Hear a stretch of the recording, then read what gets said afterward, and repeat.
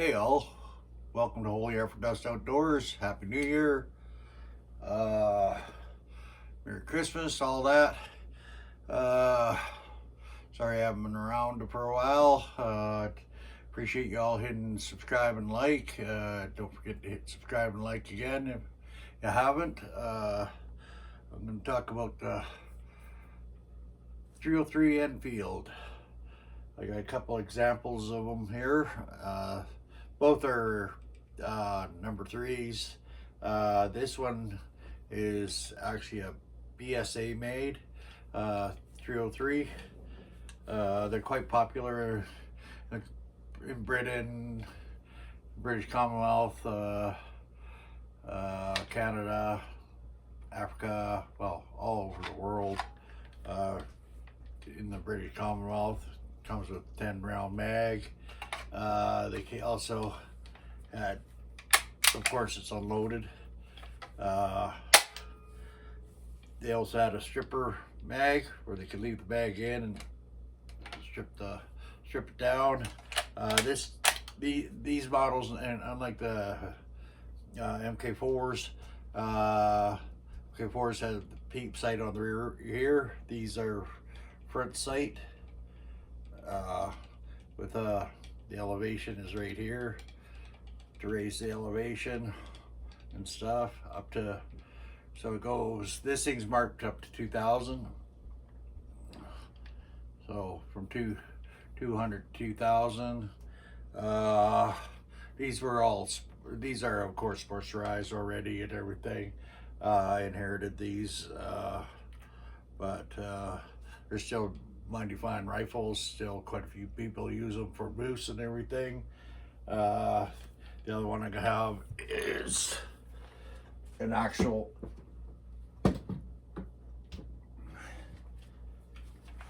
Enfield. So a lot of the guys, they'll carry these like on a canoe trip, or back in the day you could get these for really cheap, and so a lot of the guys, they'll, of course, this one's exactly like that one, except the stock is darker and everything, and this one is actually made by Enfield. But they serve their purpose in World War One, World War Two. They actually had a sniper rifle out there,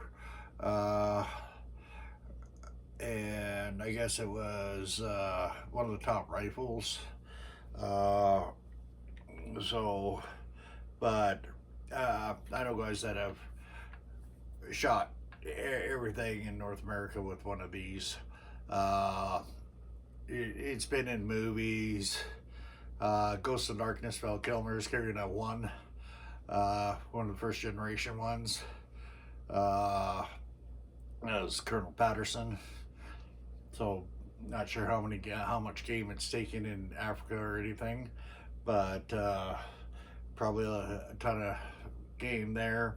And you still see some of these the military ones being used and everything.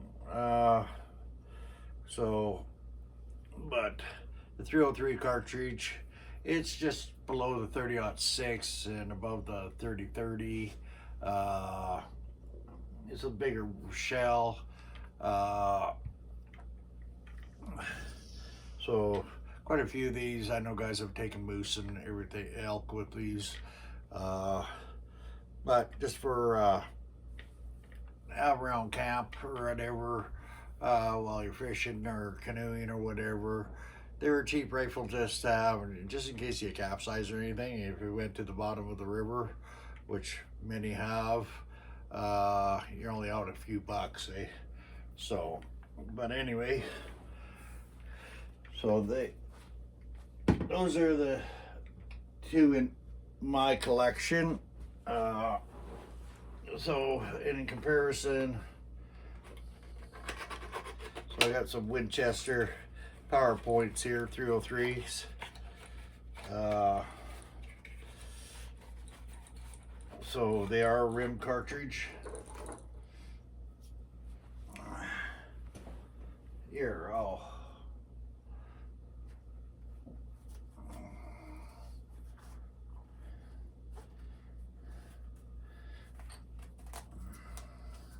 Just a second here.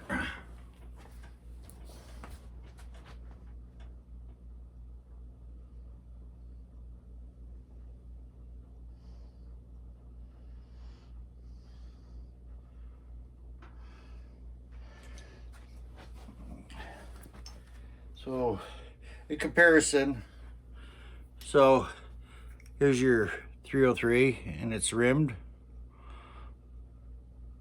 and everything compared to your 243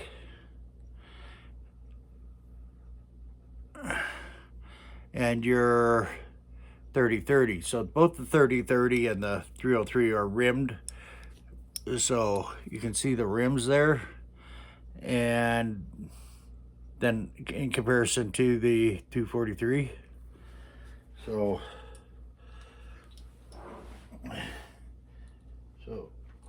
303 is 180 grain 303. But back in my day, back when I was a young buck and everything, pretty much every other person was shooting a 303 for deer and moose and stuff in our areas.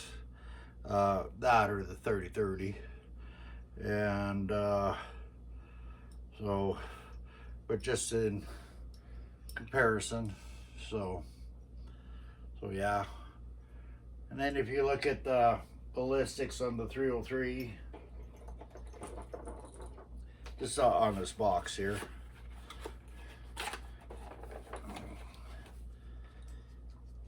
So yeah, you're looking at a muzzle velocity of 2460.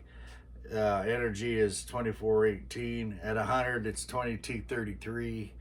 2.7 inch.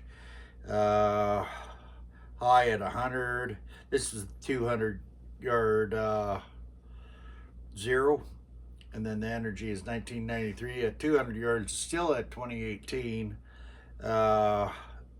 Zeroed at 200, and the energy is still 1628. So, you know, you could reach out 200 yards. Like this one, it says for deer, moose, and black bear, and everything. So yeah, it's quite the round. The other rounds people tend to kind of frown upon because they like the hot rods and everything. They do like your faster rounds, your 300 Win mags, even 30-06. But for a guy on a really tight budget and everything, like you couldn't go wrong with these back in the day. They're well below within a reasonable price. So, but yeah, they are still quite popular and everything. I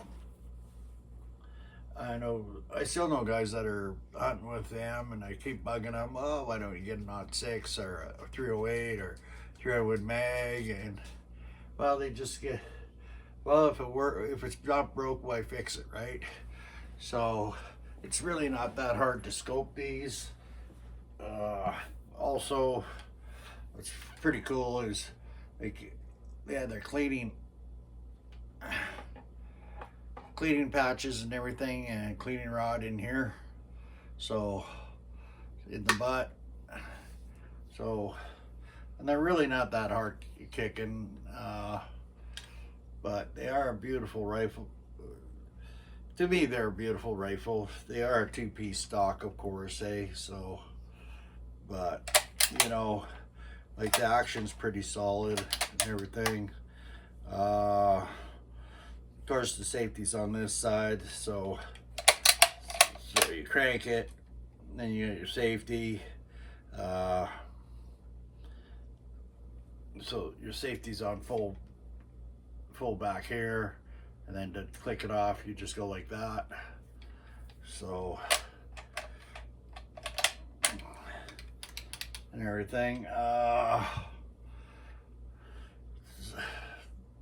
They're not really that heavy of a rifle, so yeah. But yeah, so these are the 303 Enfields. I don't see many people talking about them very often and everything, and I do enjoy shooting them. So, but I hope I hope you enjoyed the little peek at the 303 Enfield. Well, Enfield was built by oh geez, Parker Hale, BSA. I believe Remington even made a few. Winchester made a few. Those are pretty rare though. Of course, Enfield made them, especially during the war, World War One and World War Two. The ones I've come across though are either Enfield or BSA or Parker Hale. I've only seen one Winchester made one, and it was out of the CIL plant, Winchester owned in Canada. And then the guy I saw that with, he was telling me that Remington made a couple too, but don't quote me on that. But anyway, I hope you enjoyed looking at the 303s. Hopefully one day we can get out and shoot them, do a video on that. But you all have a great day. Have a happy new year. God bless you. And don't forget to hit subscribe and like. Good night.